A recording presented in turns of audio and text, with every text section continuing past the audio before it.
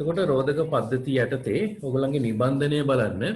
නිබන්ධනයේ තියෙන පළවෙනි ප්‍රශ්නය තමයි රෝධක පද්ධතියක තිබිය යුතු ගුණාංග පහක් ලියන්න. රෝධක පද්ධතියක තිබිය යුතු ගුණාංග පහක් ලියන්න කියලා තමයි තියෙන්නේ. අපි පිළිතුර ලියන ගමන් කතා කරමු. ලියන්න මෙහෙම 1 2 දාලා කරුණු පහක් ලියන්න. 1 කාර්යක්ෂම විය යුතුයි. කාර්යක්ෂම විය යුතුයි. අවම කාලයකදී හා අවම කාලයකදී හා අවම කාලයකදී හා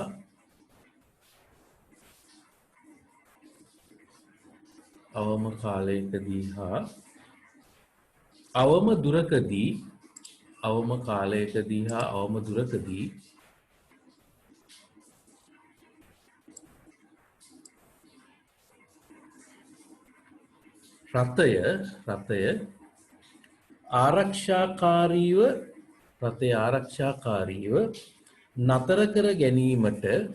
රථය ආරක්ෂාකාරීව නතර කර ගැනීමට හා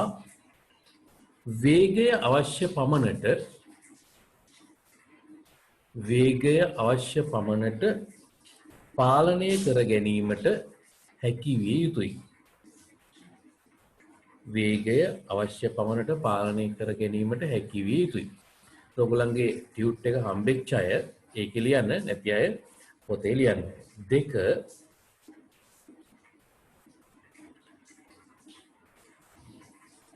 සර්විස් බ්‍රේක් කියන්නේ අපි එක්කෝ බයිසිකල් එක නම් අතින් නේද? නැත්නම් කකුලෙන් පාගෙන බ්‍රේක් එක. ආයෙ තියෙනවා නවතා තැබීමේ බ්‍රේක්. ඒවට කියනවා පාකින් බ්‍රේක් කියලා. එතකොට මෙන්න මෙහෙම ලියන්න ඕනේ අංක දෙකට. සර්විස් බ්‍රේක් හා පාකින් බ්‍රේක්. සර්විස් බ්‍රේක් සහ පාකින් බ්‍රේක් එකිනෙකට ස්වාධීනව ක්‍රියාත්මක විය යුතුයි. එකිනෙකට ස්වාධීනව ක්‍රියාත්මක විය යුතුයි.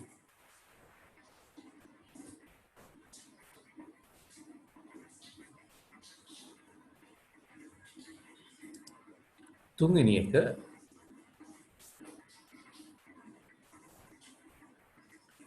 රියදුරාට පහසුවෙන්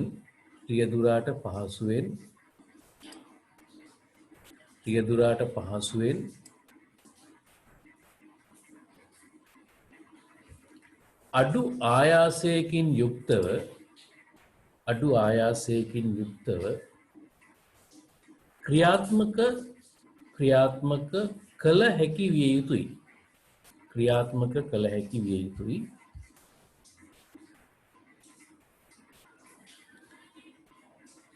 හතරවෙනි එක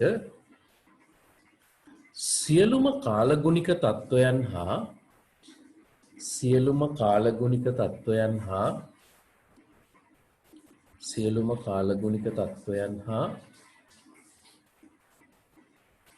සියලුම පාරිසරික තත්ත්වයකදීම ක්‍රියාත්මක විය හැකි විය යුතුයි.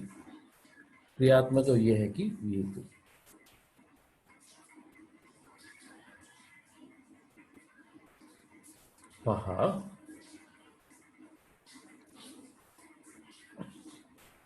තිරිංග පද්ධතිය ක්‍රියාත්මක වීමේදී රථයේ පාලනයට බාධාවක් නොවිය යුතුයි.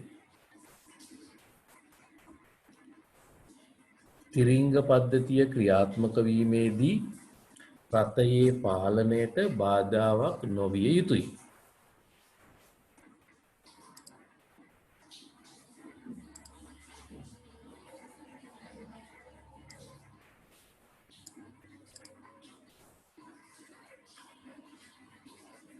ඊළඟ එක නඩත්තු අවශ්‍යතාවයන්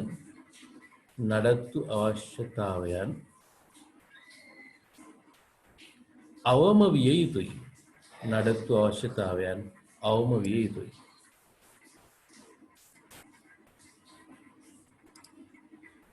නඩත්තු අවශ්‍යතාවයන් අවම විය යුතුයි.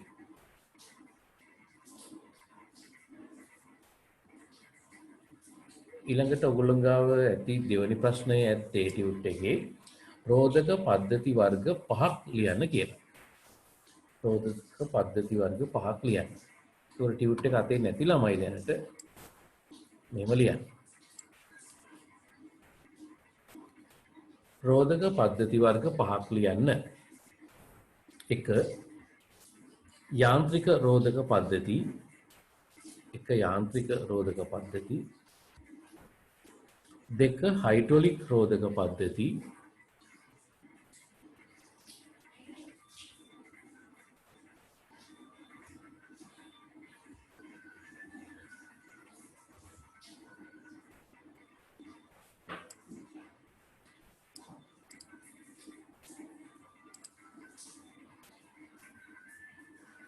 3 වායු රෝධක පද්ධති. 3 වායු රෝධක පද්ධති. 4 බල සහායක රෝධක පද්ධති. බල සහායක power assisted කියලා කියන්නේ බල සහායක රෝධක පද්ධති. 5 ABS රෝධක පද්ධති. ABS රෝධක පද්ධතිය. හොඳයි, ඒ තමයි අපේ දෙවැනි ප්‍රශ්නය.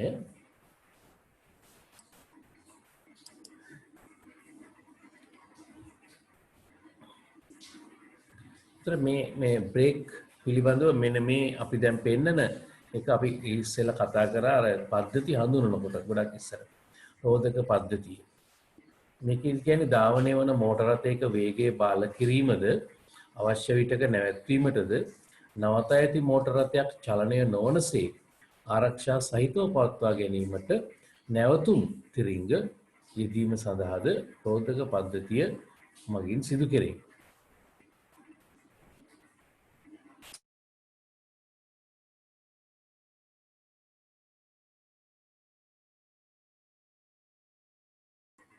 යටින් මේ ටිකත් සටහන් කරගන්න රෝධක පද්ධතිය යටතේ පොදු කරුණක් විදිහට මේකට ලියා ගන්න.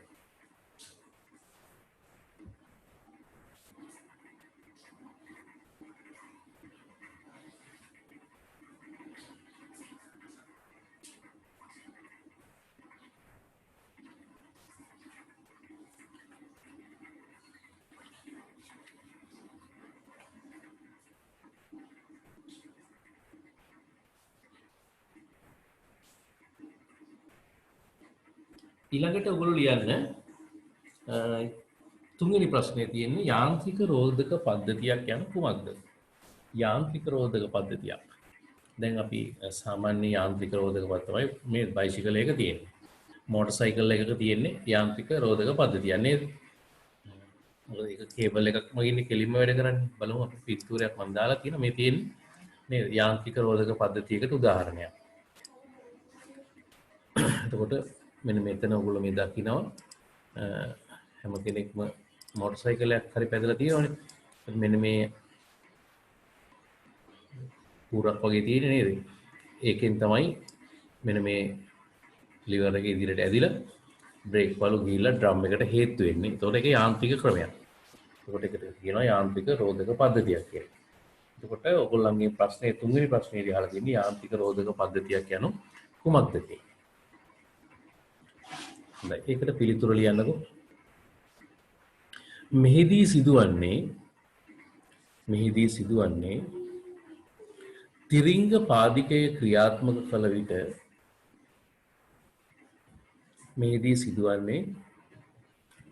තිරිංග පාදිකය ක්‍රියාත්මක කළ විට ලීවර මාර්ගයෙන්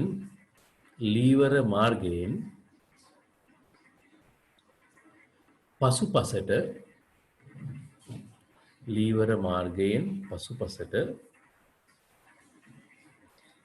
තිරිංග ක්‍රියාවලිය සම්ප්‍රේෂණය වීමයි. එසේම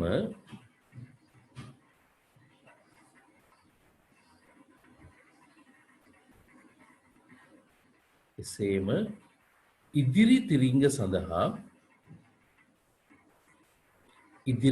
සඳහා කේබලයක් මාර්ගයෙන්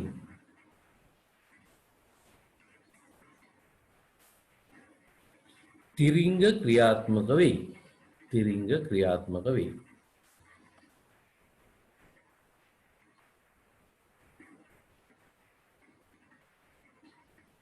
හොඳයි. එතකොට ඔයගොල්ලෝ දන්නවා දැන් මේ වගේ ක්‍රම නේද? මේ වගේ ඒවා තියෙන්නේ ඔය එක්ක පරණ ඔය වාහන වල තියෙනවා.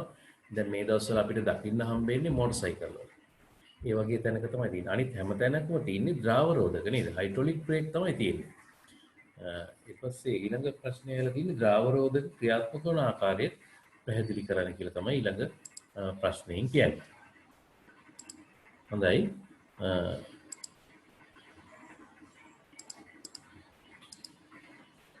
එතකොට ද්‍රාව රෝධක මගින් ක්‍රියාත්මක වන රෝධක වර්ග තමයි ඔයගොල්ලෝ මේ දකින්නේ. නේද? ඩ්‍රම් බ්‍රේක් එක සහ ඩිස්ක් බ්‍රේක් එක. මෙතකොට මේ ඩ්‍රම් බ්‍රේක් සහ ඩිස්ක් බ්‍රේක් කියන මේ අවස්ථා දෙකම මේ හයිඩ්‍රොලික් බ්‍රේක් ඔයිල් දාලා ඒ බ්‍රේක් ඔයිල් වලින් තමයි මේක වැඩ කරන්නේ. ඒත් මෙතන තියෙන මේ දෙක හඳුනා ගන්න මුලින්ම උත්සාහ කරමු. ඊට පස්සේ ඒක කොහොමද වැඩ කරන්නේ කියලා තේරුම් ගන්න උත්සාහ කරමු මේ රූපය ඔස්සේ. හොඳයි. මුලින්ම ඔයගොල්ලෝ මේ නම් කරලා තියෙන කොටස් ටික තේරුම් ගන්න බලන්න. රෝධක බෙරය, රෝධක සිලින්ඩරය, පිස්ටන්, රෝධක පළු, සීරු මාරු යාන්ත්‍රණය. ඊට පස්සේ අනිත් පැත්තේ පින්තූරේ තියෙනවා කැලිපරය, තිරිංග පෝරු, බ්‍රේක් පෑඩ්ස්, පිස්ටනය, බොස් ගෙඩිය, භ්‍රමකය. අනේ මේ විදිහට කොටස් ටිකක් තියෙනවා. එතකොට ඔයගොල්ලෝ මේක දැකපු අවස්ථාවක් මතක් කරගන්න බලන්න.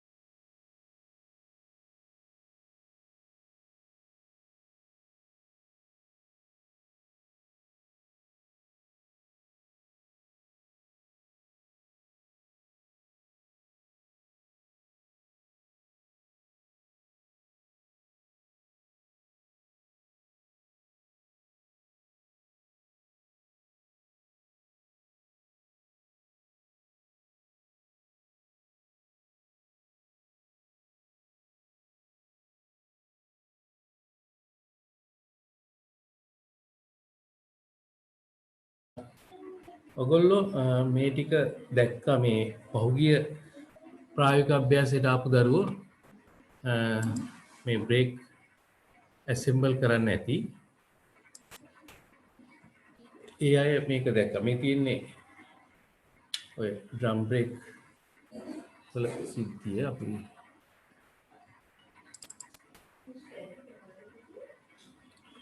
ටිකක් ලොකු කරලා පෙන්වන්න උත්සාහ කරොත් දැන් ඔයගලන්ට මේ ඔයගොල්ලෝ දකින්නේ මෙහෙම හැරෙව්වොත් මේ වගේ අවස්ථාවක නේද?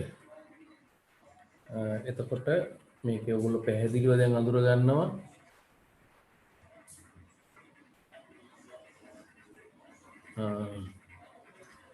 මේ තමයි ස්ලිට් සිලින්ඩරේ. මේ සිලින්ඩරේ ඇතුලේ එන එළියට එන ෂාෆ්ට් දෙකක් දෙපැත්තෙන් තියෙනවා. පුතාලා මේක අර ප්‍රැක්ටිකල් එකේ දැනට මග්ගුණ තාක්ෂණ පාසලට ආපු දරුවෝ මේ වගේ එකකින් ඔයගොල්ලෝ ප්‍රායෝගික අභ්‍යාසය කරා. ඊට පස්සේ මෙන්න මේ බ්‍රේක් ලයිනර් එක මේ තියෙන බ්‍රේක් ලයිනර් එක.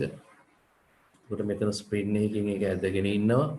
මෙතන ස්ප්‍රින් එකකිනුත් ඒක ඇදගෙන ඉන්නවා. ඒස ඔයගොල්ලන්ගේ ප්‍රායෝගික අභ්‍යාසය ඔයගලන්ට ආවේ කොහොමද මේක සම්පූර්ණයෙන්ම ගලවලා අලුතෙන් ආයි බ්‍රේක් ලයිනර් දාලා හයි කරන්න. ඒතකොට මේක විනාඩි 30ක් ඇතුළතදී කරන අභ්‍යාසයක් තමයි බ්‍රේක් කියන පාඩමට තමයි මේ අභ්‍යාසය යොමු වෙන්නේ. ඒතකොට පුතාලා මේක අපිත් එක්ක දැනටමත් ඔයගොල්ලෝ කරලා ඉවරයි කණ්ඩායමක්. තව කණ්ඩායමක් එන්න ඉන්නවා මේ ප්‍රායෝගික අභ්‍යාසය සඳහා. එතකොට මේක අනිත් පැත්ත බැලුවොත් මෙන්න මෙතන මම දන්නේ රූපේ පැහැදිලිද කියන එක අද ඉන්ටර්නෙට් උත් ප්‍රශ්නයක් තියෙන හින්දා මෙතන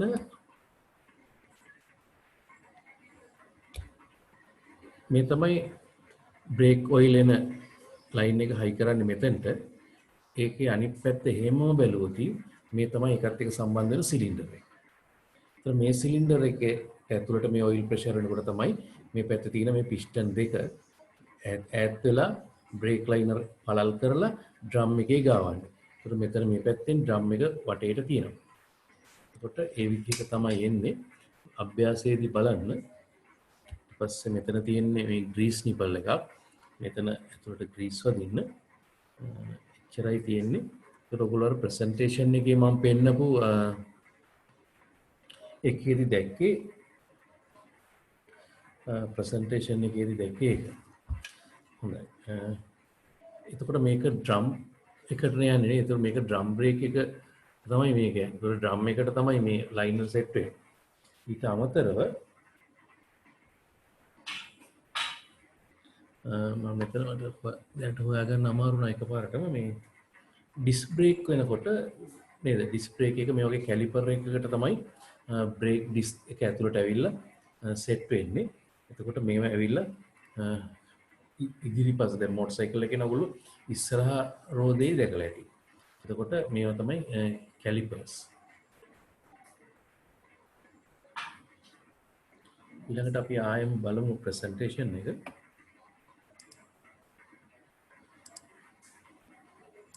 මෙන්න මේ පින්තූරය එක තමයි මේ සත්‍ය උපාංග දැක්කේ. එතකොට මෙන්න මේ කොටස තමයි මේ කැලිපර් එක කියන්නේ. මේ කොළ පාටින් තියෙන්නේ. මෙන්න මේ කොටස කැලිපර් එක. එතකොට එතනට ඒ කැලිපර් එකකින් එනවා තිරිංග පෝරු. තිරිංග පෝරු කියලා අපි සිංහලෙන් කියන්නේ බ්‍රේක් පෑඩ්ස් වල. ඒව ඇවිල්ලා තමයි මේ කැරකෙන රෝටර් එකේ ඒ තදින් හේතු වෙන්නේ. මෙතනදි වෙන්නේ අර මම පෙන්නපු මේ තමයි පිස්ටන් අර සිලින්ඩර් එක කපලා තින්නේ නේද? රෝධක සිලින්ඩරේ කපලා පිස්ටන් පේනවා. මේ තියෙන ලයිනර් ඒක තමයි ඩ්‍රම් එකේ ගෑවෙන්න තියෙන්නේ. මේ ලයිනර් තමයි ඩ්‍රම් එකේ ගෑවෙන්නේ. හොඳයි. ඒත් මේක ඔයගොල්ලන්ට බලන්න පුළුවන් සහ ප්‍රායෝගික අභ්‍යාසයක් ඔයගොල්ලන්ට කැලිපර් මාරු කරන්නත් තියෙනවා. සහ මේ බ්‍රේක් ලයිනර් මාරු කරන්න ඒ දෙකම ප්‍රායෝගික අභ්‍යාසයේ මේ අවුරුද්දේ ලැබෙන්න පුළුවන්. ගිය අවුරුද්දේ ලැබුණේ අපිට මේ බ්‍රේක් ලයිනර් එක මාරු කරන එක. එහෙනම් කැලිපර් මාරු කරන්න මේ සැරේ තියෙන්න පුළුවන්. ඒකට අපි පුරුදු වෙලා ඉන්නවා. ඒකට තමයි මේ දවස්වල අපි ප්‍රායෝගික අභ්‍යාස විභාගයට කලින් ආරම්භ කරලා තියෙන්නේ. ඊට පස්සේ මෙහෙම ලියා ගන්න එතන බඳ රෝධකවල පළු බ්‍රේක් ඩ්‍රම්ස් බ්‍රේක් ෂූස් ක්‍රියාත්මක වන්නේ රූපයේ දිස්වන ආකාරයට හරිය ලෙස කේන්ද්‍රයෙන් ඉවතට වන අතර. නේද? මෙහෙම කේන්ද්‍රයෙන් ඉවතට. මෙන්න මෙහෙම තමයි ඈත් වෙන්නේ. ඔන්නම ඈත් වෙන්නේ ඒක නේද? කොහොම තමයි ඈත් වෙන්නේ? හරිය ලෙස කේන්ද්‍රයෙන් ඉවතට.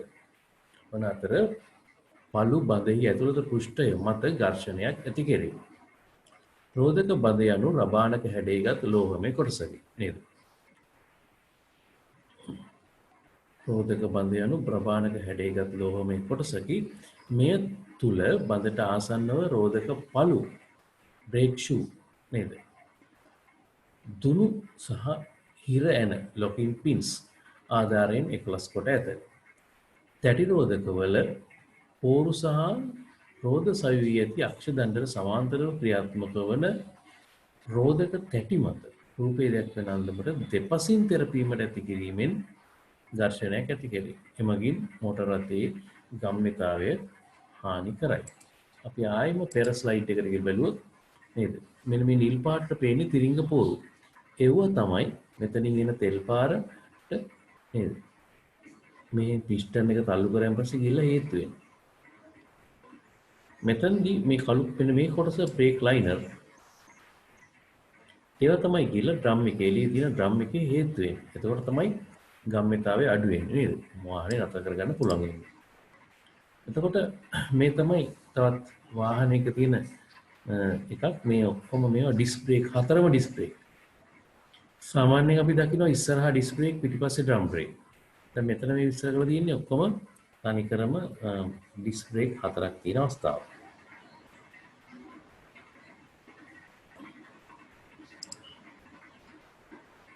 මේ නේද ඩිස්ක් බ්‍රේක් එක ඩිස්ක් එක නේද? මේ තියෙන්නේ බ්‍රේක් නේද? බ්‍රේක් ෂූ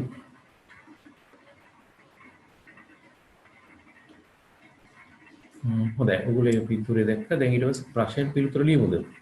ප්‍රශ්නේ ලියමුනේ ද්‍රාව රෝධක ක්‍රියාත්මක වන අයුරු පැහැදිලි කරන්න.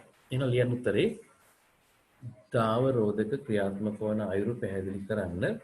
ලියන්න උත්තරේ මෙහෙම. ද්‍රාව රෝධක ක්‍රමය යාන්ත්‍රික ක්‍රමයට වඩා වෙනස්ය. යාන්ත්‍රික ක්‍රමයට වඩා වෙනස්ය.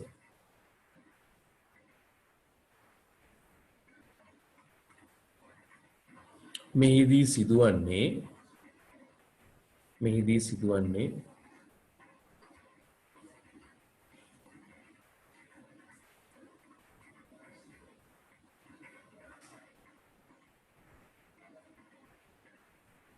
හයිඩ්‍රොලික් බ්‍රේක් තරලය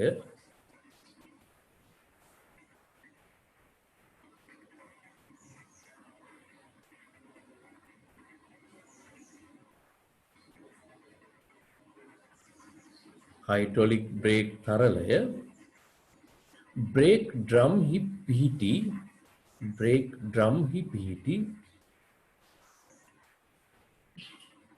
සිලින්ඩරය තුල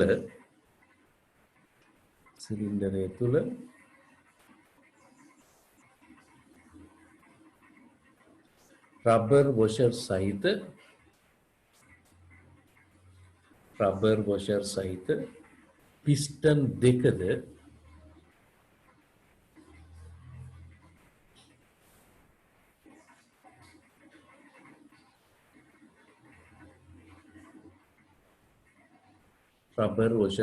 පිස්ටන් දෙකද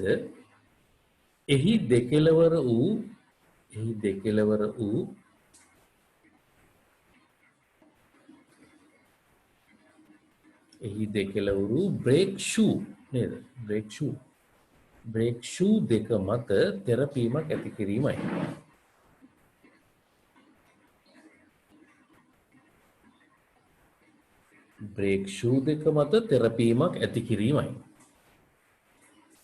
දැන් අලුත් ශූලකින් ලියන්න. අලුත් ඡේදයක් හැදෙන ලියන්න. රථයේ බ්‍රේක් පැඩලය පෑගූ විට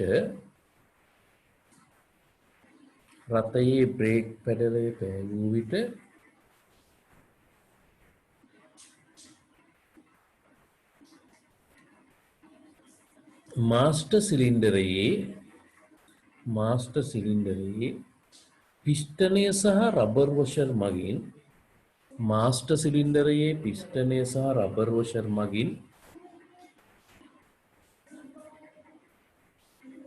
හයිඩ්‍රොලික් තරලය මත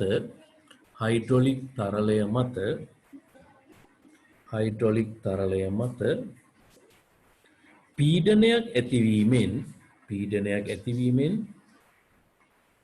එම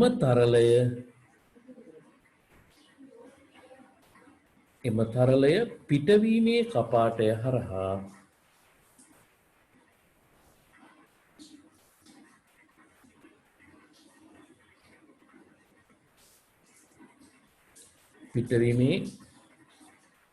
හයිඩ්‍රොලික් තරලය මත පීඩනයක් ඇතිවීමෙන් එම තරලය පිටවීමේ කපාටය හරහා වීල් සිලින්ඩර් වලට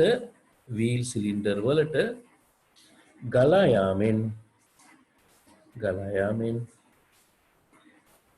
එය තුල තිබෙන පිස්ටන් තෙරපනු ලැබේ.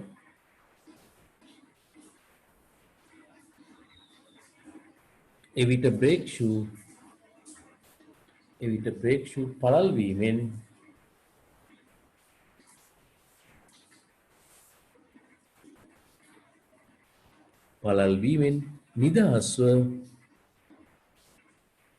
නිදහස්ව තිබූ ඩ්‍රම් සහිත රෝද නතර වේ.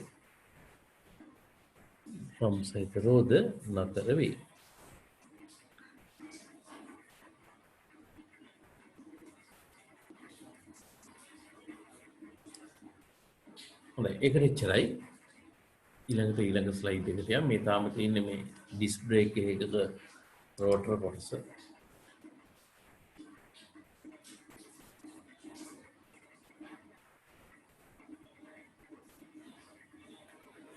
ඊළඟට ද්‍රාවරෝධක පිළිබඳව මේ සටහන ලියා ගන්න.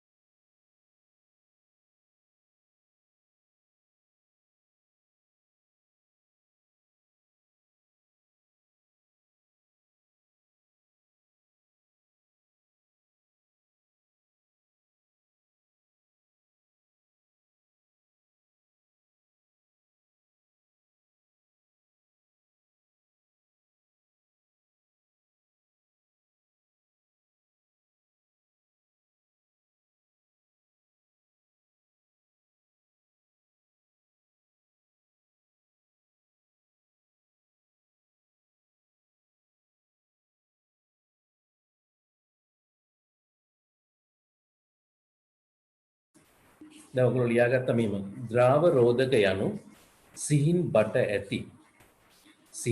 තුල ඇති තරලයක් මගින් පාදයෙන් යොදන බලය රෝධ දක්වා සම්ප්‍රේෂණය කරන පද්ධතීන්ය. ද්‍රාව රෝධක ක්‍රමයේදී පිස්ටන් හා සිලින්ඩර් එකලස් ඇති අතර ඒවා තුල වූ රෝධක තරලය පීඩනය කළ විට රෝධක ක්‍රියාත්මක වී රථයේ වේගය බාල කිරීමට අවශ්‍ය ප්‍රතිරෝධී ඝර්ෂණ බලය ඇති කෙරේ. එහි ක්‍රියාකාරීත්වය පහත රූපයෙන් විග්‍රහ කළ හැකිය.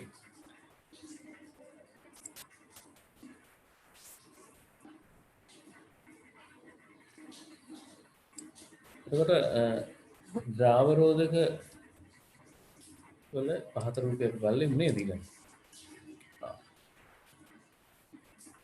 එතකොට මේ ද්‍රාව රෝධකවල සිද්ධාන්තය තමයි මේ පැහැදිලි කරන්නේ. පුතාලා මුලින්ම මෙන්න මේ ප්‍රධාන සිලින්ඩර් එක මාස්ටර් සිලින්ඩර් එක කියලා කියන්නේ මේකට. මේ වම් අත පැත්තේ තියෙන එක. ඊට මේ තමයි ද්විතීක සිලින්ඩර් එක. එතකොට මේකේ රූප දෙකක් තියෙනවා. මෙතන මේ මම highlight කරලා පොඩ්ඩක් පෙන්නන්නම්. මේ තමයි මාස්ටර් සිලින්ඩර් එක. මෙන්න මේක. මේ තමයි ස්ලේව් සිලින්ඩර් එක කියලා කියන එක ද්විතීක සිලින්ඩර් එක. එතකොට මාස්ටර් සිලින්ඩර් එක ගාව තමයි මේ බ්‍රේක් පාදිකේ නේද මේ පැඩල් එක තියෙන්නේ. ඒකෙන් තමයි මේ ස්ලේව් සිලින්ඩර් එක වැඩ කරන්නේ. ඒතර මේක තමයි සිද්ධාන්තය පැහැදිලි කරන්න ගන්න රූපේ තමයි මේ තියෙන්නේ.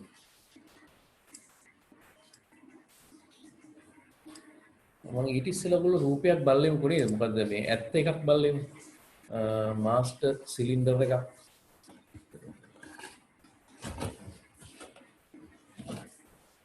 ඒකට මෙන්න මේ වගේ උපාංගයක් තමයි නේද? මේක ත්‍රිරෝධ රථයක මාස්ටර් සිලින්ඩර් එකක් නේ. ඔයගොල්ලන්ට පේනවද නැහැ මේක මේ තියෙන මාස්ටර් සිලින්ඩර්. ඒතර මේ ගිය සැරේ විභාගයේදී බ්‍රේක් වල අභ්‍යාසයට මේක මේ සිලින්ඩර් කොටස ගලවලා මෙන්න මේ කොටස තනිකර තියෙන ඒවැය තියෙන වොෂර්ස් ඔක්කොම දාලා රිපෙයාර් කිට් එකක් දාලා රිපෙයාර් කරන්න තමයි යාවේ. ඒතකොට විනාඩි 30ක කාලයකදී ඔයගොල්ලෝ මාස්ටර් සිලින්ඩර් එකක් ගලවලා ඇසෙම්බල් කරන්න ඕනේ. ඒතර මේ දවස්වල ඊළඟට දැන් අර බ්‍රේක් වල ප්‍රැක්ටිකල් කරන ළමයින්ට ඊළඟට අපි මේක තමයි කියලා දෙන්නේ. ඒතර තාක්ෂණ පාසලේදී අපි මේක ප්‍රැක්ටිස් කරනවා. එතකොට ඕගොල්ලන්ට පුළුවන් වෙනවා මේක කීප වරක් කරාට පස්සේ විනාඩි 30ක කාලයකදී මාස්ටර් සිලින්ඩර් එක ගලවලා ඇසෙම්බල් කරන්න. එතකොට මේ මාස්ටර් සිලින්ඩර් එක මේක අපි ලොක් කරලා බලමුද?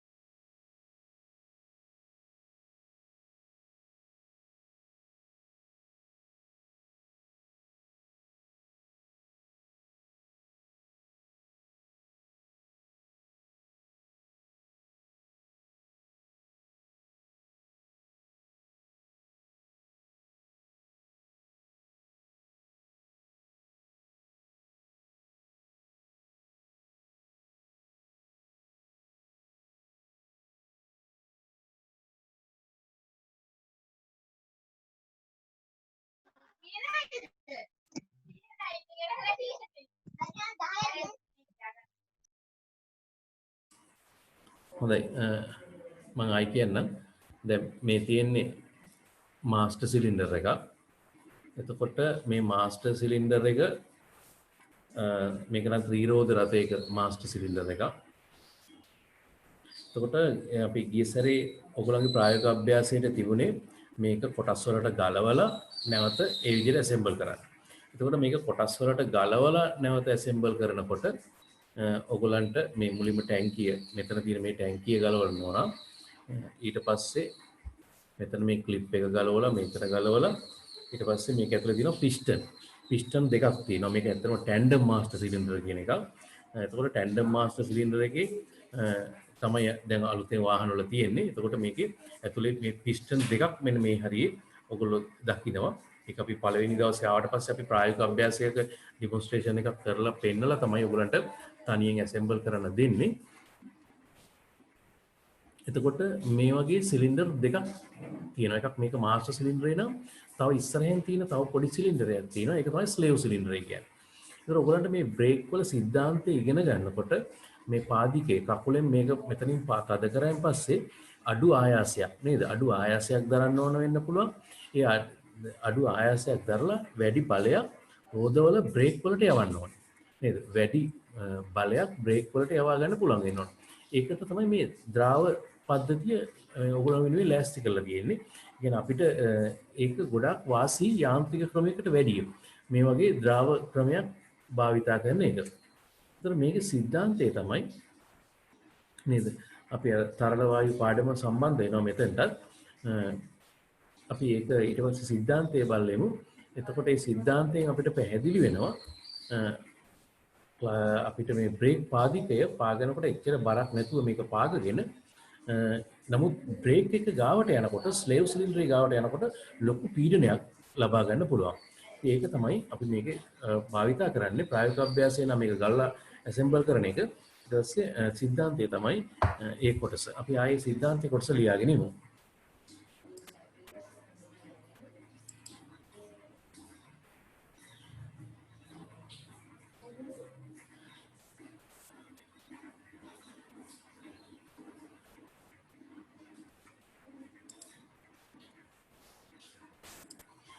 හොඳයි පුතාලා මුලින්ම ඇඳගන්න මෙන්න මේ ප්‍රධාන සිලින්ඩරයයි ද්විතීක සිලින්ඩරයයි මේ විදිහට ඇඳගන්නකො. ඇඳගෙන මම සටහන දෙන්නම්.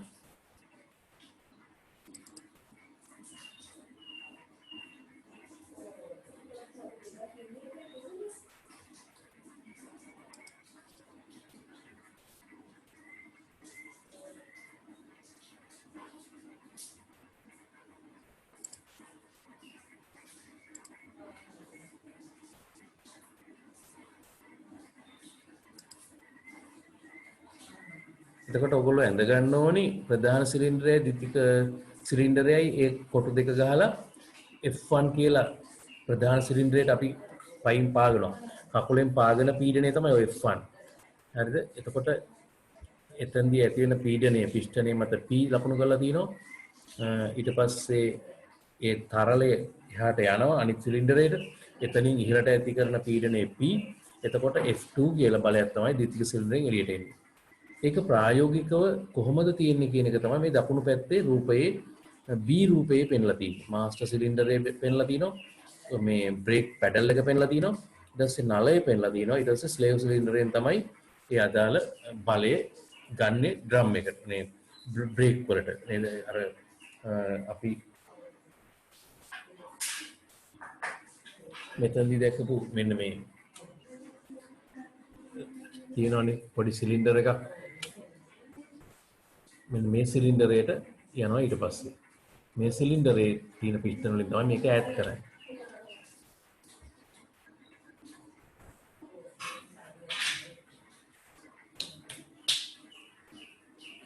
හොඳයි. ඒ ටික හරියටම ඇඳගෙන ඉවර නම් ඊළඟ ප්‍රසන්ටේෂන් එකේ තියෙනවා මේකට අදාළව සටහන ලියා ගන්න හැටි. ඒ ටික ලියා ගන්න ඕනේ.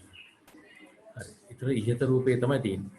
ඊට පස්සේ ලියා ගන්නෙම රූපයේ අන්දමට ප්‍රධාන සිලින්ඩරය මත F1 බලයක් යෙදුව විට එහි වර්ගඵලය මම වේගයෙන් කියවට ඔයගලන්ට මේක බලාගෙන ලියා ගන්න අවස්ථාව දෙනවා.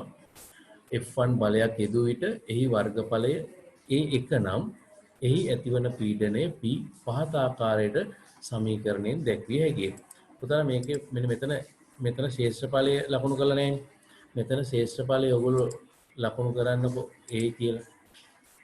මේ සටහනේ තියෙන විදිහට මෙතන A1 නම් මෙතන ශේෂ්ඨඵලය මේකේ A2. ඒ විදිහට සටහනේ තියෙන විදිහට ඒක ලකුණු කරමු.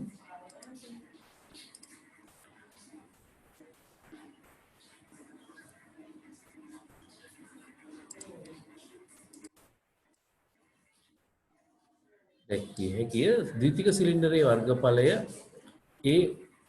A වූහා එහි ඇති කරන ඵල F2 නම්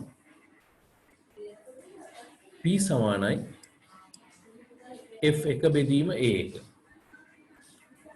ද්විතික සිලින්ඩරයේ A2 හා A මත ඇති කරන ඵලය මේ කියන්නේ ඵලය නේද? ඒ කියන්නේ ඵල F2 නම් P සමානයි F2 බෙදීම A2 නේද? අපි දන්නවා පීඩනයන් සමානයි නේද? පීඩනයන් සමානයි දෙපැත්තෙම සමාන මට්ටම් වල පීඩන සමාන වෙන හින්දා දැන් මොකද වෙන්නේ? F1 බෙදීම A1 සමානයි F2 බෙදීම A2 වෙනවා. මේ ටික ලියාගෙන ඉවර වෙනකොට මම ඒ ටික දාලා දෙන්න.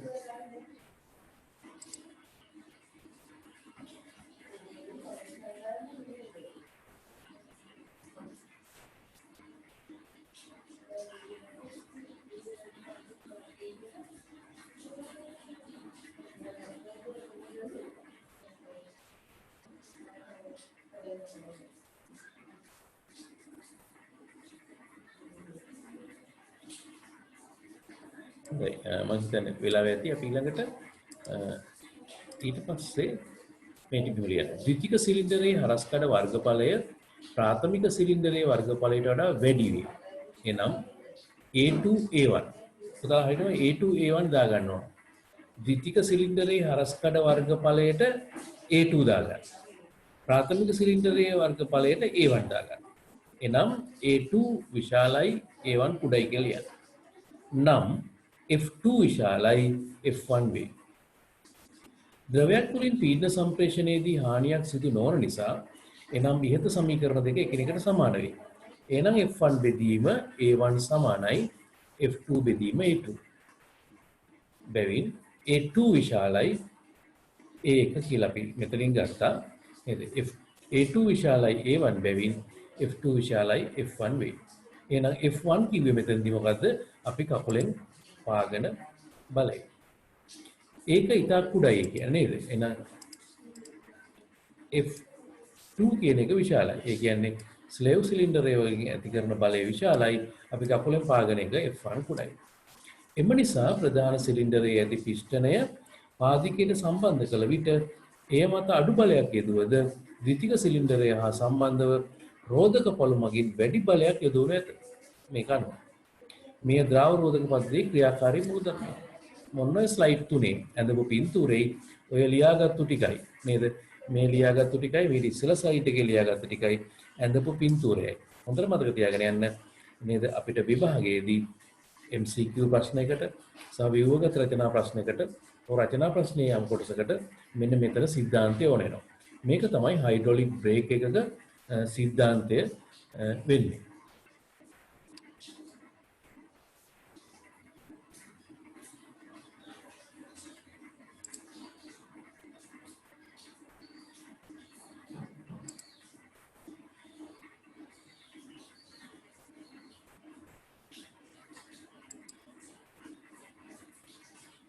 හොඳයි.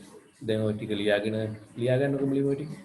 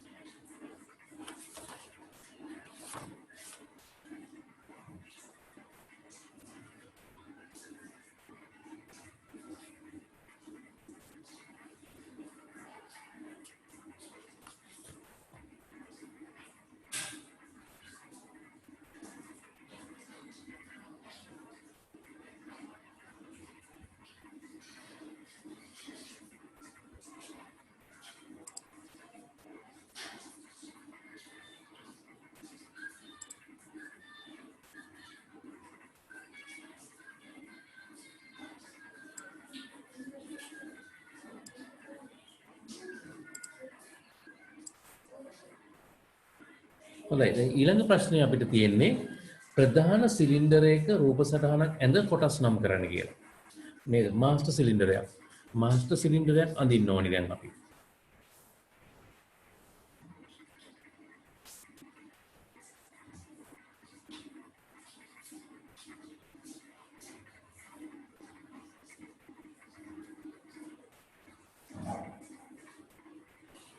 මාස්ටර් සිලින්ඩරයක පින්තූරයක් මම දානවා ඒක අඳින්න. රයිට්. මේක තමයි මාස්ටර් සිලින්ඩර් එක. ඔයගලන්ට මම එව්වා PDF එකකුත් එවලා ඇති. ක්වොලිටි එකකුත් එව්වා. ඒක ලැබුණත් දන්නේ නැහැ. ඒකෙත් ඇඳලා තියෙනවා මේ සිලින්ඩර් එක. නමුත් මේක ඔයගොල්ලෝ මේ වගේ ත්‍රිමාන එකක් නෙමෙයි නේද? මේක ද්විමාන එකක් ඇඳලා ඇති. ඇඳලා කොටස් ටික නම් කරගන්නයි අපිට පුළුවන් වෙන්න ඕනේ. නමුත් පුතා දැන් මේ මාස්ටර් සිලින්ඩරය මේක නෙමෙයි අපි ඔයගලන්ට දැන් මේ පෙන්නපු එක නේද? මෙතන අපි ඉස්සෙල්ලා මම පෙන්නුවේ මාස්ටර් සිලින්ඩර් ඒක ටැන්ඩම් එකක්. නේද? මේ මගේ අතේ තියෙන එක පොඩ්ඩක් වෙනස් මේකෙන්. මේකේ ඔයගලන්ට පේනවා ඔය දැන් පින්තූරේ පේන එකේ මේ කෙරවලෙන් තමයි ගන්න එළියට. නමුත් මේකේ එහෙම නෙමෙයි. මේකේ එළියට සැපයුම ගන්න අග්‍ර දෙකක් තියෙනවා. එකක් තමයි මම මේ රතු පාට කොටසක් මෙතනින් ගලවන එක. රයිට්. එතනිනුත් හයිඩ්‍රොලික් එළියට ගන්නවා. කියන්නේ බ්‍රේක් ඔයිල්. ඊට පස්සේ මෙන්න මෙතන තව රතු පාට එකක් තියෙනවා. අපිට මෙතනිනුත් බ්‍රේක් ඔයිල් එළියට ගන්න. එතකොට නල දෙකකින් ගන්නවා. ඒතර මේ සිලින්ඩර් එක ඇවිල්ලා ටැන්ඩම් මාස්ටර් සිලින්ඩර් එක. ටැන්ඩම් එකක්. හරිද? එතකොට ටැන්ඩම් එකේ ඇතුලේ පිස්ටන් දෙකයි. දැන් අපි ඇඳ ගන්න පින්තූරයේ ඇතුලේ තියෙන එක පිස්ටන් එකයි. ඒකින්ද මේකට වඩා ටිකක් පහසුයි අඳින්නත් පහසුයි. රිපෙයාර් කිට් එක මාරු කරනකොට එක පිස්ටන් එකනේ ඇතුලේ තියෙන්නේ. ඒකින්ද ලීසි මේකේ පිස්ටන් දෙකක් තියෙනවා. එකක් ලොක් කරගෙන තමයි අනිත් එක දාන්න ඕනේ. මෙන්න මෙතන මේ ඇණයක් තියෙනවා. ඒකෙදි ඒක ලොක් කර ගන්න ඕනේ. නමුත් මේකෙදි මාස්ටර් සිලින්ඩර් එක කියනකොට මේක. ඒක නිසා පුතාලා මේක බින්දුවයක් දැන් මේකේ අඳින්න ඕනි මෙන්න මේ ෂාෆ්ට් එක. ඊට පස්සේ මෙතන මේ තියෙන්නේ පිස්ටන් එක. මේ පිස්ටන් එකේ මෙතන මෙහෙම ටිකක් පිස්ටන් එක ලොකුයි. එතන තියෙනවා රබර් රින් එකක්. නේද? රබර් තියෙන වොෂර් එකක් තියෙනවා. නේද?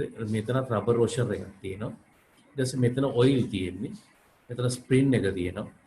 නේද? ඊට පස්සේ මේවා එළියට පයින් මෙතන පේන්නේ නැහැ. සර්ක්ලිප් එකක් තියෙනවා එළියට පනින්න නැති වෙන්න. මේකේ මේ බ්‍රේක් ඔයිල් නැත්නම් හයිඩ්‍රොලික් ඔයිල් එක තියෙන්නේ. එතනින් මොකද වෙන්නේ? මෙයා යනවා රෝධක සිලින්ඩරයට. මේ සිලින්ඩර් එක තමයි මෙන්න මේ සිලින්ඩර් එක තමයි අපි දැක්කේ මේ අපේ මේ තියෙන සිලින්ඩර් එක. යට පල්ලෙහා තියෙන පොඩි සිලින්ඩර් එක තමයි මෙතන තියෙන්නේ. ඒකට ඔයිල් ලයින් එක මෙතනින් එන්නේ.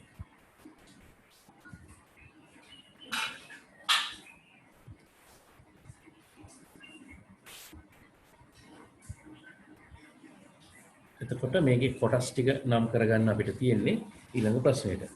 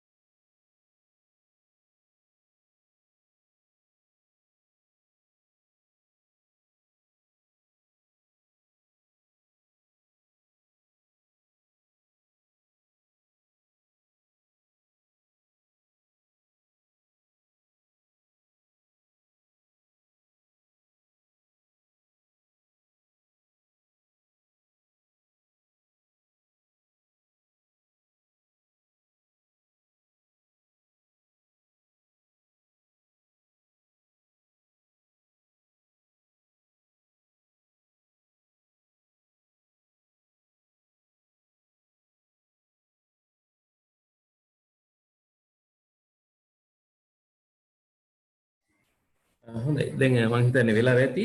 ඊළඟට 6 වෙනි ප්‍රශ්නේ තියෙන්නේ ප්‍රධාන සිලින්ඩරයේ ක්‍රියාකාරීත්වයේ පියවර සඳහන් කරන්න කියලා.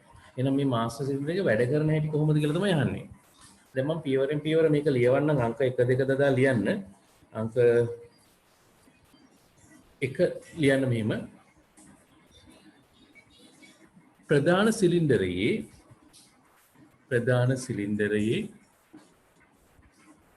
යොදා ඇති තල්ලු දණ්ඩේ ප්‍රධාන සිලින්ඩරයේ යොදා ඇති තල්ලු දණ්ඩේ එක් කෙළවරක් රූපයේ පරිදි දැන් ඔයගොල්ලෝ අරගත්ත රූපේ තමයි තියෙන්නේ නේද? රූපයේ පරිදි පිස්ටනයට ස්පර්ශ වන පරිදි සවි වී ඇත. පිස්ටනයට ස්පර්ශ වන පරිදි සවි වී ඇත. අනෙක් කෙළවර රෝධක පාදිකයට සවි වී ඇත. අනෙක් කෙළවර රෝධක පාදිකයට සවි වී ඇත. අනෙක් කෙළවර රෝධක පාදිකයට සවි වී ඇත. හොඳයි. දැන් ලියලා ඉවර වෙලා බලන්න ඒ වාක්‍යයේ කිව්වේ මේකයි. දැන් මෙන්න මේ කොටස තමයි මම මේ කළු පාට පෑනින් දැන් මේ අඳින කොටස මේක තමයි තල්ලු දන්න පුෂ් රොඩ් එක කියලා කියන්නේ. එතකොට මේ පුෂ් රොඩ් එකේ එක කෙළවරක් මෙන්න මේ පිස්ටන් එකට. මෙන්න මේ පිස්ටන් එකට තමයි එක පැත්තක් ගිහිල්ලා වදින්නේ. අනිත් කෙළවර තමයි නේද? ක්ලච් පාදිකයට තමයි අනිත් කෙළවර මේ ක්ලච් නෙමෙයි බ්‍රේක් එකට. රෝධක පාදිකයට තමයි තමයි අනිත් පැත්ත සවි වෙන්නේ. අනිත් පැත්ත රෝධක පාදිකයට සවි වෙනවා. එහෙනම් ඔන්න පුෂ් රොඩ් එක එක පැත්තක් මේ තියෙන පිස්ටන් එක. මෙන්න මෙතන තියෙන පිස්ටන් එක නෙමෙයි. එක පැත්තක් පිස්ටන් එකට අනිත් පැත්ත රෝධක පාදිකයටයි සවි වෙනවා. අංක 2 දාලා ලියන්න ඊට පස්සේ අංක 2 ප්‍රධාන සිලින්ඩරයේ යොදා ඇති ද්විතික වොෂරය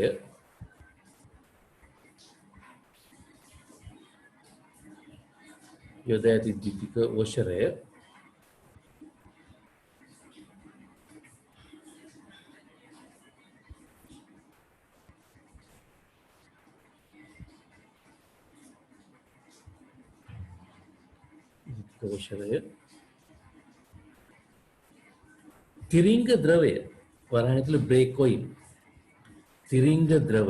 වරහන් ඇතුළේ බ්‍රේක් ඔයිල් පිටතට කාන්දු වීම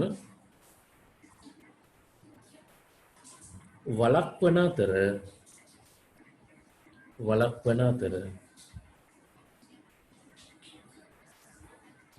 අගුල් මුදුව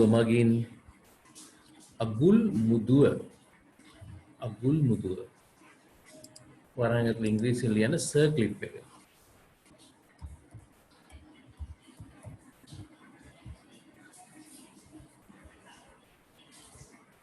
අගුල මුදුව වරහන් ඇතුළේ මගින් පිස්ටනය සිලින්ඩරයෙන් පිටතට පැමිණීම වළක්වයි. පිස්ටනය සිලින්ඩරයෙන් පිටතට පැමිණීම වළක්වයි. හොඳයි. බලන්නකො පොඩ්ඩක් ඒක. මේමයි තියෙන්නේ. මෙතන තියෙනවා පිස්ටන් එක. දැන් මෙන්න මේ ටැංකියේ තියෙන බ්‍රේක් ඔයිල් පල්ලෙහාට එනවනේ. මේ පල්ලෙහාට එනකොට මොකද වෙන්නේ? මෙතන වොෂර් එකක් තියෙනවා කියලා තමයි කිව්වේ. මේ වොෂර් එකෙන් තමයි මේ එළියට ඔයිල් වැක් කරන එක. මෙතනින් එළියට වැක් කරේ. මෙන්න මේ එළියට වැක් කරන එක මෙතන තියෙන වොෂර් එකෙන් වළක්වනවා. එතකොට මොකද වෙන්නේ? මෙතන තියෙන්නේ මේ නිකන් කවරයක්. මේක කවරයක්. මේ කවරේ තල්ලු කරගෙන පිස්ටන් එක මේ ස්ප්‍රින් ලෝඩ් එකකින්ද මෙහෙට එළියට පයින්න පුළුවන්. ඒක නිසා මෙතන තියෙනවා දරුවෝ සර්ක්ලිප් එකක්. මෙතන තියෙන අපිට ඒක දැන් පේන්නේ නැහැ.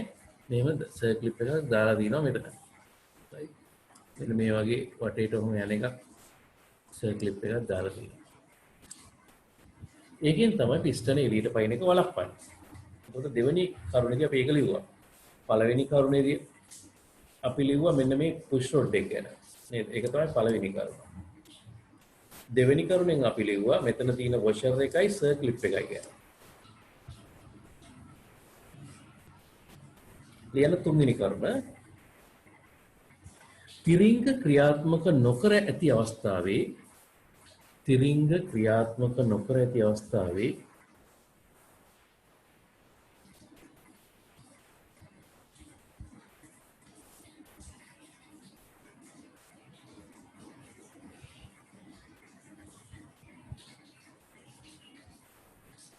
තිරිංග ක්‍රියාත්මක නොකර ඇති අවස්ථාවේ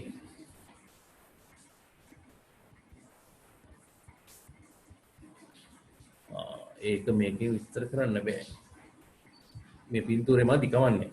තිරිංගේ ක්‍රියාත්මක මම ප්‍රැක්ටිකල් එකේදී පෙන්නන්නම් ඒක ගලවලා. තිරිංග ක්‍රියාත්මක නොකර ඇති අවස්ථාවේ ප්‍රාථමික වොෂරය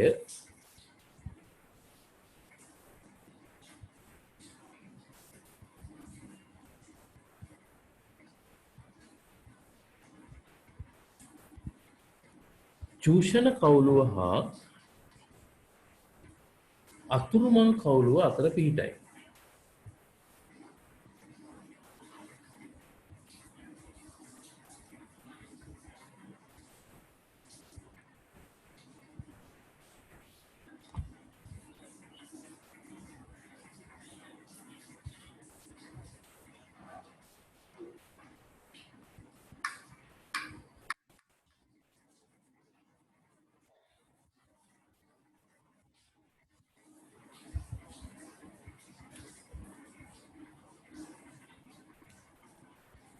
ඊට පස්සේ ඒක දැන් මෙතන මේ පින්තූරෙන් පෙන්වන්න බෑ. 4 පද්ධතිය ද්‍රවයෙන් පුරවා ඇති අතර වාතය සම්පූර්ණයෙන්ම ඉවත් කර ඇත.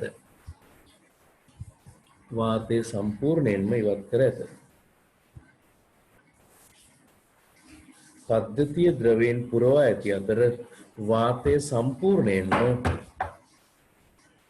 ඉවත් කර ඇත. මෙයට හේතුව වන්නේ පද්ධතිය තුල වාතය ඉතිරිව තිබුණොත්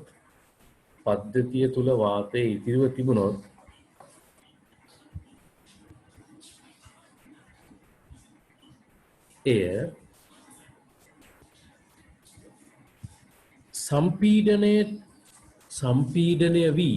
සම්පීඩනය වී රෝධකවල ක්‍රියාකාරීත්වයට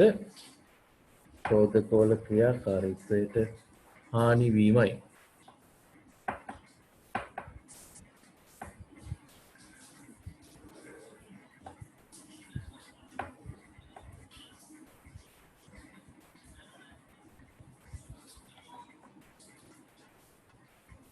එතකොට සාමාන්‍යයෙන් ඔය බ්‍රේක් සිස්ටම් එක ඇතුලේ හුලං තියෙන්න බෑ. හුලං තිබුණොත් බ්‍රේක් වදින්නේ නැහැ. ඒක නිසා ඒ ඔක්කොම අයින් කරලා තියෙන්නේ. වාතය තියන්න බෑ. හුලං තිබ්බොත් හුලං අපි හුලං යවනවා. ක්‍රම තියෙන හුලං යවන. ඒ ක්‍රම වලට හුලං යවනවා.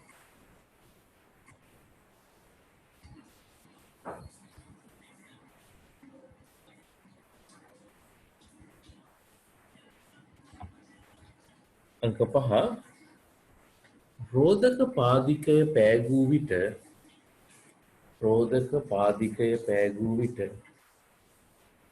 ඊට සම්බන්ධ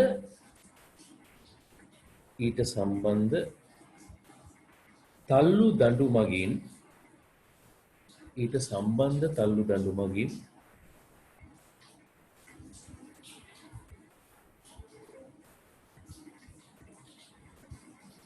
පිස්ටනය ඉදිරියට තල්ලු කෙරේ.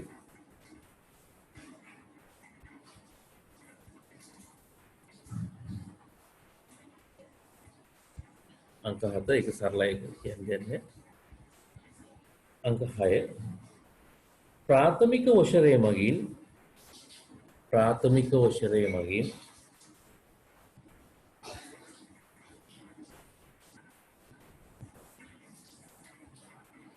අතුරුමං කවුලුවේ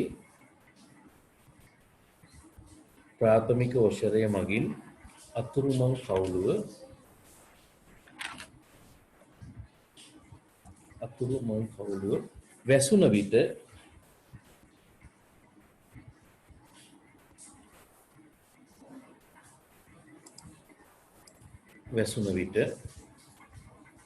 වැරුම් කපාටය චෙක් වෑල් කියලා ඉංග්‍රීසියෙන් කියනවා.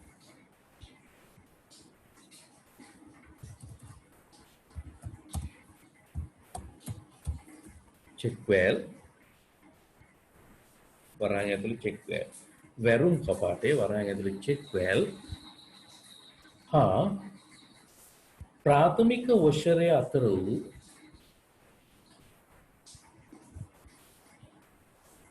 ද්‍රවය පීඩනයට ලක් වේ.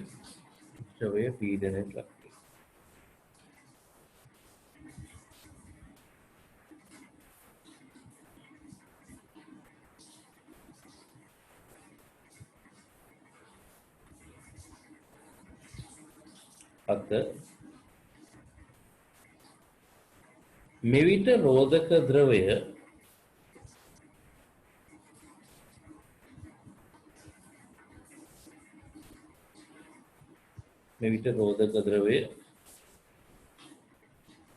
වැරුම් කපාටය චෙක් වෑල් වරහන් චෙක් වෑල් හරහා රෝධක නල තුලින් සිලින්ඩර් වෙත ගමන් කරයි.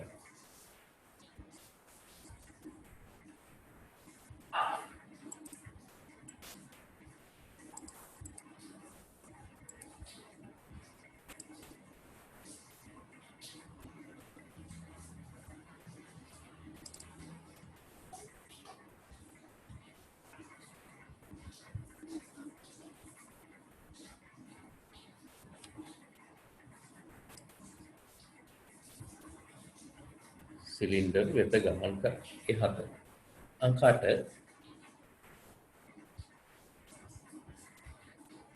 රෝධ සිලින්ඩර් වල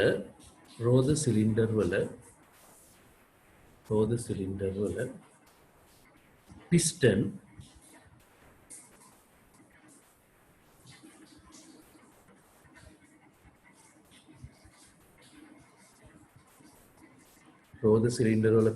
ප්‍රධාන සිලින්ඩරයේ පිස්ටන් වලට වඩා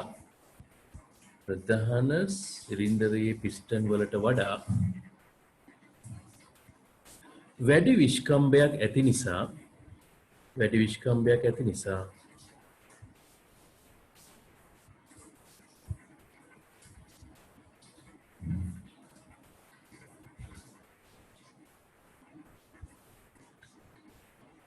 රෝධ සිලින්ඩර් මගින්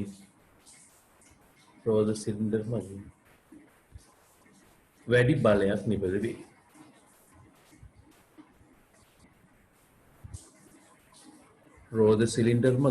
බලයක් නිපද වේ.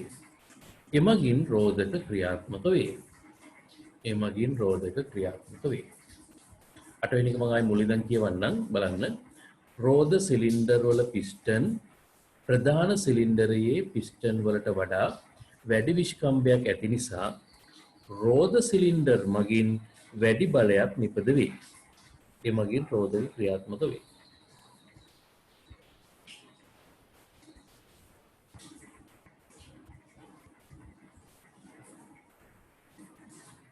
ඔන්නෝම තමයි දරුවෝ බ්‍රේක් වදින්නේ. පුතාලා උතන්ට අංක 8 ගාවට අංක 9 ලියන්න ඉස්සෙල්ලා මෙන්න මේ මම දාලා දැන් තියෙන මෙන්න මේ පින්තූරය. ඒකේ තියෙනවා තිරිංග පාදිකය, ඊට පස්සේ මාස්ටර් සිලින්ඩර් එක, මාස්ටර් සිලින්ඩර් එකකින් තව ස්ලේව් සිලින්ඩර් එකක්, ස්ලේව් සිලින්ඩර් එකෙන් තමයි රෝද වලට බෙදලා යරින්නේ. මෙන්න මේක ටිකක් ලයින් ඩයග්‍රෑම් එකක් විදිහට වැඩි වෙලාවක් ගන්න නැතුව අඳින්නකො. නේද? ඉස්සරහා රෝද දෙක තැටි රෝදක තියෙනවා, පිටිපස්සේ රෝද දෙකේ ඩ්‍රම් බ්‍රේක් බෙර රෝදක තියෙනවා.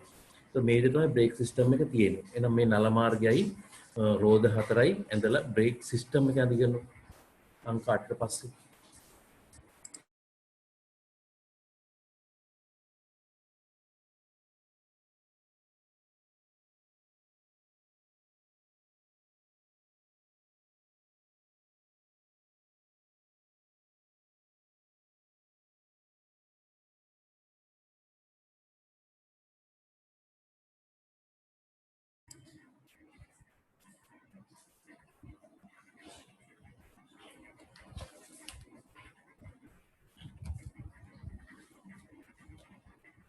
හොඳයි මම ටිකක් ඉක්මනට තව එකපාරක් මෙතන මම හිතන්නේ 8 වෙනි එකේ ඉඳලා ඉතුරු ටික කියවන්නම්. හේතුව ඒ ටික අපිට රෙකෝඩ් එකේ දාගන්න බැරි වුණා. අංක 8 කියන තැන ඉඳලා මේ මාස්ටර් සිලින්ඩරේ මම එකපාරක් කියවන්නම්. අංක 8 ආයි බලන්න. අංක 8 අපි ලිව්වේ රෝද සිලින්ඩර් වල පිස්ටන් ප්‍රධාන සිලින්ඩරයේ පිස්ටන් වලට වඩා වැඩි විශ්කම්භයක් ඇති නිසා රෝද සිලින්ඩර් මගින් වැඩි බලයක් නිපද වේ. එමගින් රෝදක ක්‍රියාත්මක වේ. ඊට පස්සේ තමයි ඔයගොල්ලෝ මේ දැන් මේ වෙලාවේ තියෙන පින්තූරය ඇන්දේ. ඊට පස්සේ අංක 9 පුතාලා රෝදක පාදිකය අතහැරිය විට ප්‍රධාන සිලින්ඩරයේ ආපසු යවුම් දුන්නහා රෝදක පළු හා සබැඳි දුනු ආතතිය හේතුවෙන් පිස්ටනය මුල් තත්වයට පැමිණි. ඒක අංක 9. අංක 10 පද්ධතියේ පීඩනය වැඩි නිසා එහි වූ ද්‍රවය වැරුම් කපාටය තල්ලු කරමින් සිලින්ඩරය තුළට පැමිණ අතුරුමං කවුළුව තුළින් ද්‍රාව ටැංකියට පැමිණේ. ඒ අංක 10. අංක 11 පිස්ටනය ක්ෂණිකව ආපසු පැමිණීමෙන් සිලින්ඩරය තුළට ගලා එන ද්‍රවය පමා වුවහොත් වැරුම් කපාටය හා ප්‍රාථමික වශරය අතර අර්ධරික්ත තත්ත්වයක් ඇති වේ. මේ වැළැක්වීමට ප්‍රාථමික වශරය හා සම්බන්ධව පවතින පිස්ටනයේ සැපයුම් සිදුරක් යොදා ඇත. 12 මෙහි වැරුම් කපාටයේ ප්‍රධාන කාර්ය වනුයේ පද්ධතියේ මූලික ද්‍රාව පීඩනය රඳවා ගැනීමයි. එතකොට ඒ ටික ඔයගලන්ට වීඩියෝ එකකින් බලලා අද පන්තියේ සහභාගී නොවෙච්ච ළමයට ලියා ගන්න පුළුවන් වෙනද මම ආයෙත් කිව්වේ. ඊළඟ 7 වෙනි ප්‍රශ්නේ තිබුණේ ප්‍රධාන සිලින්ඩරයේ ඇතිවිය හැකි දෝෂ සඳහන් කරන්න කියලා. ප්‍රධාන සිලින්ඩරේ වෙන්න පුළුවන් ගොඩක් වෙලාවට මුද්‍රාවල දෝෂ. ඒකවත් මෙහෙම ලිව්වා කාලයත් සමග මුද්‍රාවල වරහන් ඇතුලේ සීල් කාලයත් සමග මුද්‍රාවල ක්‍රියාකාරීත්වය අඩාල වීම.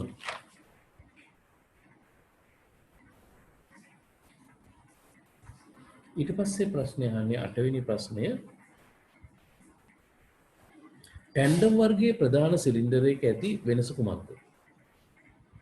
ටැන්ඩම් සිලින්ඩර් එක නේද සාමාන්‍ය මාස්ටර් සිලින්ඩර් එක වගේ නෙමෙයිනේ. ඒ සාමාන්‍ය මාස්ටර් සිලින්ඩර් එක තියෙන එක පිස්ටන් එකයි. ටැන්ඩම් එකේ පිස්ටන් දෙකක් තියෙනවා. ඒක තමයි වෙනස. ලියන්න ටැන්ඩම් ප්‍රධාන සිලින්ඩරය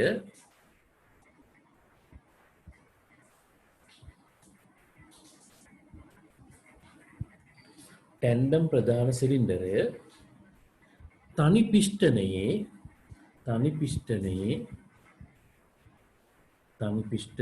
ප්‍රධාන සිලින්ඩර් දෙකක්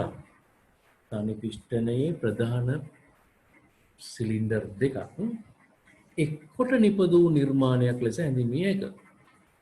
මම ආයි කියන්නම් ටැන්ඩම් ප්‍රධාන සිලින්ඩරය තනි පිස්ටනයේ ප්‍රධාන සිලින්ඩර් දෙකක් එක්කොට නිපද වූ නිර්මාණයක් ලෙස දැක්විය හැක. නැත්තම් හැඳින්විය හැක. එහෙම ලියලා පුතාලා ටැන්ඩම් මාස්ටර් සිලින්ඩර් එකක් අඳින්න ඕනේ. නේද? ටැන්ඩම් මාස්ටර් සිලින්ඩර් එකක් අඳින්න ඕනේ. අපි බලමු ඔයගලන්ට ටැන්ඩම් මාස්ටර් සිලින්ඩර් එකක් පෙන්වන්න පුළුවන්ද කියලා මම බලන්නම්. ඉන්න මම ඉන්ටර්නෙට් එකෙන් අරගෙන ෂෙයා කළා දෙන්න.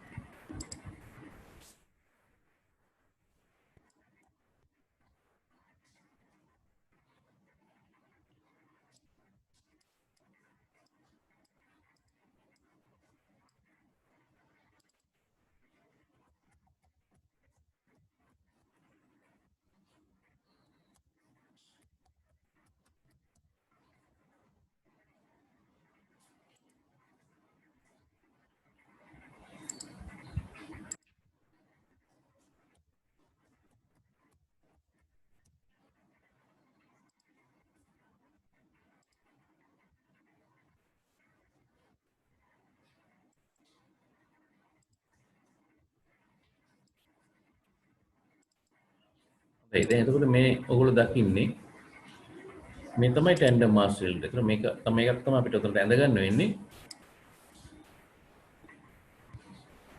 මේ තමයි බ්‍රේක් මාස්ටර් සිලින්ඩර් එක අලුත් වාහනවල තියෙන විදිහට. එතකොට ඒකේ තියෙනවා පිස්ටන් දෙකක්. පිස්ටන් 1 පිස්ටන් 2 කියලා දෙකක් තියෙනවා. සිලින්ඩර් එකේ කොටස් දෙකයි නේද? සිලින්ඩර් එකේ කොටස් දෙකයි අලුත් සිලින්ඩර් එකේ. ඒතර මේ අපි ගාව තියෙන්නේ මේ ටැන්ඩම් එකක් නේ. එතකොට මේ මම පෙන්නන්නේ ටැන්ඩම් එකක්. එතකොට ඔයගොල්ලන්ට පේනවා මේ ටැංකිය හොඳට බැලුවොත් ඔයගොල්ලන්ට පෙනෙයි දරුවෝ මෙන්න මෙතනින් නේද? මෙන්න මේ මම මේ ඇඟිල්ල තිබ්බ තැනින් හරිද එක සිදුරක් තියෙනවා. අනිත් එක තමයි ආයම මෙන්න මෙතනින්. මෙතනොත් සිදුරක් තියෙනවා. ඒක මේ ටැංකියෙන් තැන් දෙකකින් ද්‍රාවය මේකට ඇතුල් වෙනවා. එතකොට ඒක ඔයගොල්ලන්ට මේ ප්‍රසන්ටේෂන් එකේ තියෙන පින්තූරයෙන් අඳුර ගන්න පුළුවන් වෙනවා. ඒතර මේක ගැලෙව්වත් පිස්ටන් දෙක ඇතුලේ තියෙනවා ඔය පින්තූරයේ තියෙන ආකාරයට. එහෙනම් ඔන්න ඔය ටැන්ඩම් මාස්ටර් සිලින්ඩරයේ කටුසටහනක් ඔයගොල්ලෝ ඇඳ ගන්න. ඒක තමයි ඔයගොල්ලෝ දැන් දැක්කේ.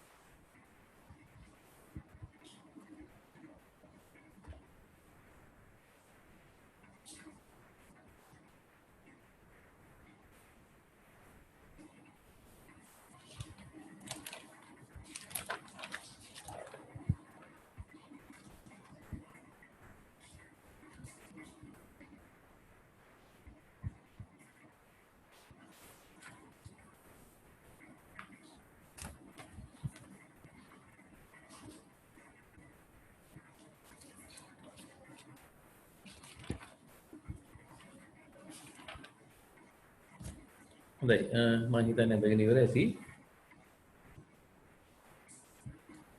පස්සෙත් ඇඳගන්න පුළුවන්. මම වීඩියෝ එකක් දෙන්නම්කෝ.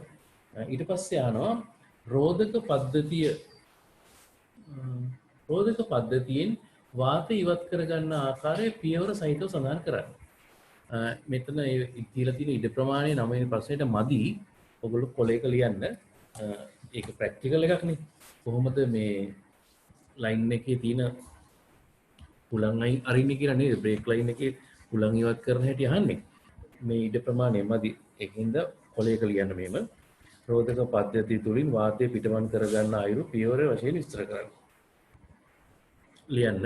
පියවරෙන් පියවර මම කියන්න ලියනකොට ද්‍රාව රෝධක පද්ධති තුල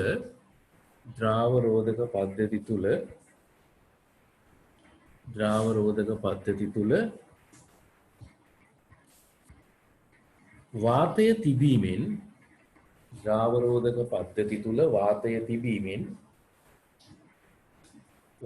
තිබීමෙන් එහි කාර්යක්ෂමතාවයට බාධා ඇති වේ.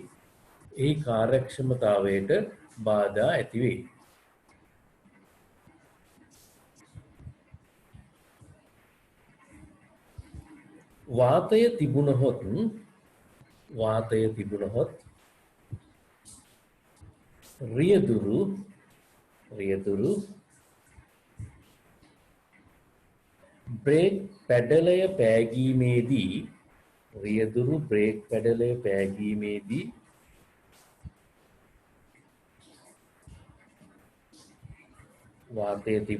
රියදුරු බ්‍රේක් පැඩලය පෑගීමේදී රෝධක යෙදීම වෙනුවට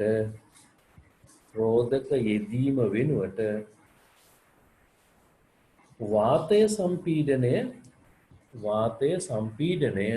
වීම සිදුවේ.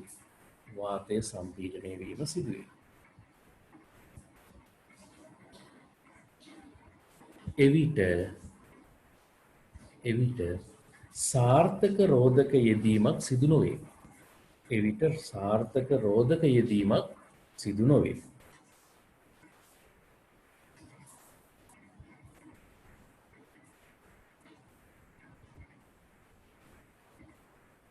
ඊළඟ ඡේදය ලියන්න. පද්ධතියට වාතය ඇතුළු වන්නේ පද්ධතියට වාතය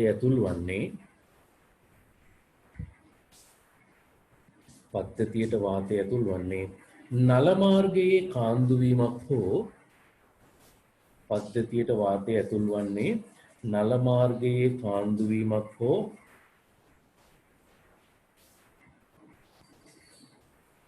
රෝධ සිලින්ඩරයේ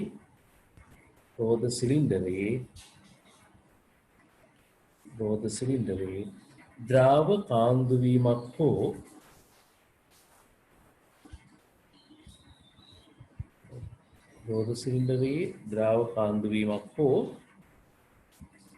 අලුත් වැඩියාවකට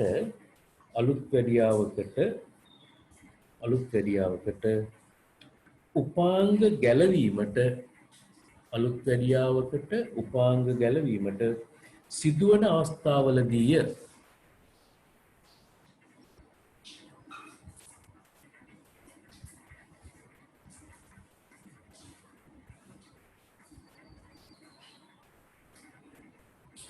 සිදුවන අවස්ථාවලදීය. දැන් ඔන්න ඕගොල්ලන්ට මුලින්ම පළවෙනි සහ දෙවෙනි ඡේදය කියලා දැන් ඡේද දෙකක් ලිව්වනේ. ඒකේ පළවෙනි එකෙන්ම ලිව්වේ නේද? පුලන් තිබ්බොත් වෙන වැඩේ.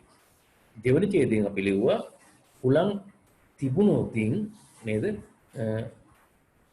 සුළං ඇතුළු වෙන්න පුළුවන් ක්‍රම. පුලන් නේද?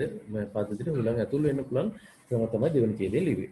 දැන් ඊට පස්සේ ආයි 1 2 දාලා පියවරෙන් පියවර ලියමු. දැන් ඔන්න මේක බ්ලීඩ් කරන හැටි නේද? අපි කියනවා මේ පුලන් අයින් කරන ක්‍රමය බ්ලීඩින් ක්‍රමය. ලියන්න එක ක්‍රමය කියලා ලියලා එක කියලා ලියන්න.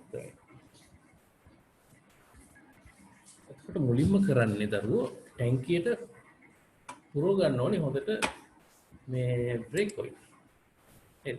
මේ ටැංකියේ පිරෙන බ්‍රේක් ඔයිල් තියෙනවා. මේක රිසර්වියර් එකේ. ඒක රිසර්වියර් එකේ මේකේ බ්‍රේක් ඔයිල් තියෙනවා. right? ඊයන් එක අමතර ටැංකියට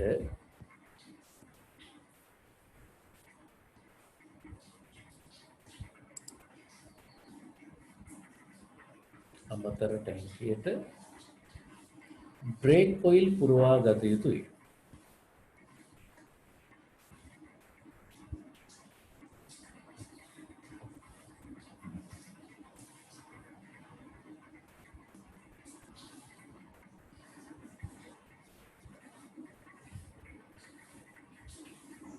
දෙක එතකොට මේවට කියන්නේ මේ පුලන් අයින් කරන්න වෙනම දීලා තියෙනවා බ්ලීඩින් නිපල් කියලා. ඒවට කියනවා බ්ලීඩින් නිපල් කියලා. සිංහලෙන් අපි ඔන්න ඉංග්‍රීසියෙන්ම ලියමු බ්ලීඩින් නිපල් කියලා. හොඳයි අංක 2 බ්ලීඩින් නිපල් එක පිස දමා නැත්නම් ඒකේ තියෙන කුණු ටික ඔක්කොම බ්‍රේක් ඔයිල් එකේ දිනවනේ. බ්ලීඩින් නිපල් එක පිස දමා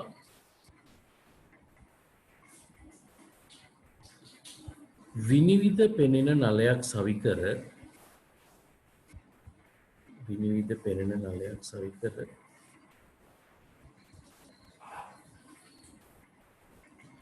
අනෙක් කෙළවර බඳුනකට දමන්න.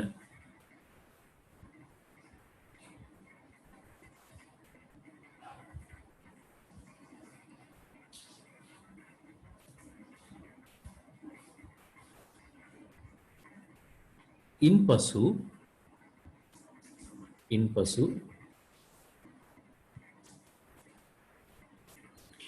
මාස්ටර් සිලින්ඩරයට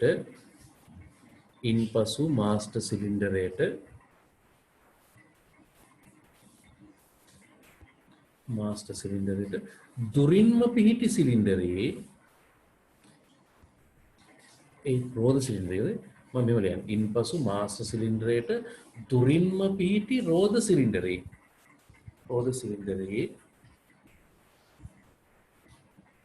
ද්‍රවය පිටමන් කිරීමේදී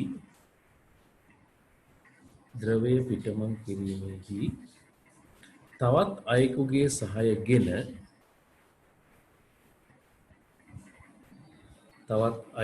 සහයගෙන තිරිංග පාදිකය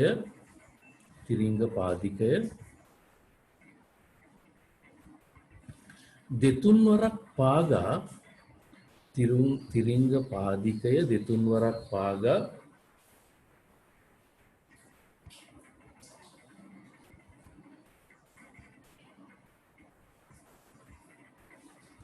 දෙතුන් වරක් පාගා අල්ලා සිටින විටදී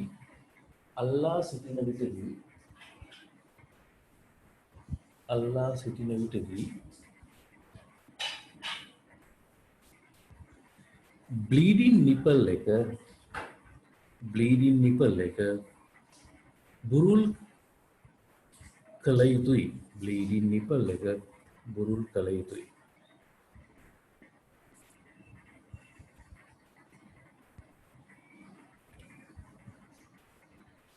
අංක 4 මේ කීප වරක් කිරීමෙන්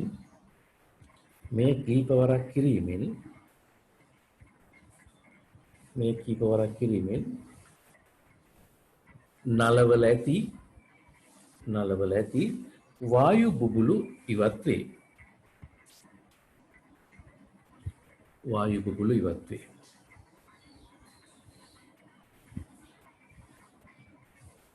මේ කීප වරක් කිරීමෙන් නලවල ඇති වායු බුබුලු ඉවත් වේ. ඊළඟ අංකය අංක 5 මෙලෙස ඊළඟට දුරින්ම පිහිටි නලයේද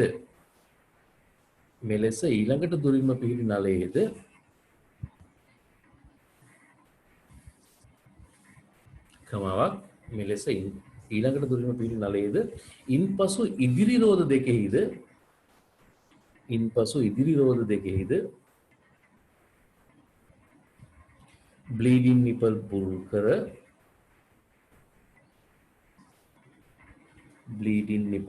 කර සම්පූර්ණ වායු බුබුලු ඉවත් කළ යුතුයි.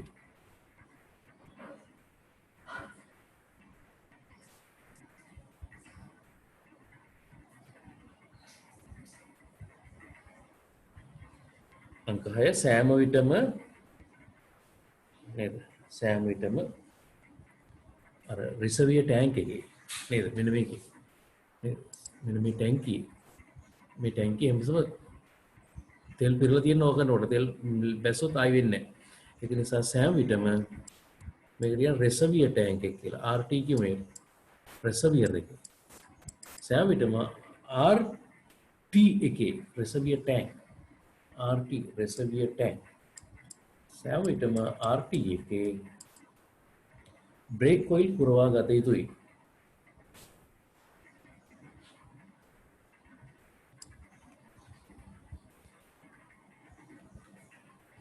ඊළඟට දැන් ඉවරයි වටේ රෝද 4ම කරානේ වාහනේ. ඊට පස්සේ අන්තිමට තමයි මාස්ටර් සිලින්ඩරේ නිපල් එක ගලවලා බුරුල් කරලා මාස්ටර් සිලින්ඩරේ හරිය දිනව ලුත් අයින් කරනවා. කියන්න අවසානයේ අංක 7 අවසානයේ මාස්ටර් සිලින්ඩරයේද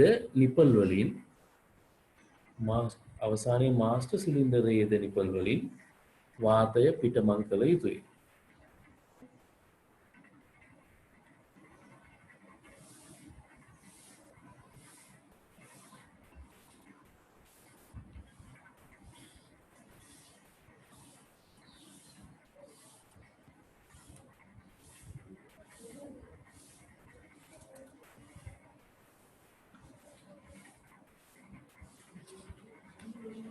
හොඳයි. අපි ඔන්න 9 වෙනි ප්‍රශ්නයට වෙනකන් කතා කරා. අපි ඊළඟට 10 වෙනි ප්‍රශ්නේ ඉඳලා කතා කරමු වෙන වෙලාවක් අරගෙන. මම අදට පළවෙනි පීරියඩ් එක විදිහට දැන් නතර කරන්න. පුළුවන් වුණොත් අපි අද රැයට තව පැයක් විතර කතා කරනවා. මම ඉමුණොත් අලුතෙන් ඔයගලන්ට එවනවා ලින්ක් එකක්. ඒකෙන් සම්බන්ධ වෙමු. එවනම් අපි හවස පැයක් දෙකක් කරලා පොඩි වෙලාවක් පැයක් විතර මේ කොටස ඉවර කරමු. පුතාලට මම ඊයේ වැඩසටහනක් කරා පෙරේදත් කරා. ඒ දෙකේ වීඩියෝස් දැන් ඔයගලන්ට ගෲප් එකට දාලා තිනවා. ඒ ටික බලලා හැමෝම ඒවැ සටහන් ලියන්න ඕනේ. මේ විදිහටම සටහන් කියව තමයි එක් කරේ. දැන් ඒවැත් සටහන් ලියන්න ඕනේ. අද මේ ටිකත් සටහන දැන් සමහරවිට කරගන්න බැරි වෙන්නේ නැති. ඒ ටිකත් කම්ප්ලීට් කරගන්න අපි මම ආයෙම රාත්‍රියේ තව පන්තියක් දාලා මේ කොටස ඔක්කොම ටික ඉවර කරනවා. හොඳයි. එහෙනම් දැනටම නවත්තනවා.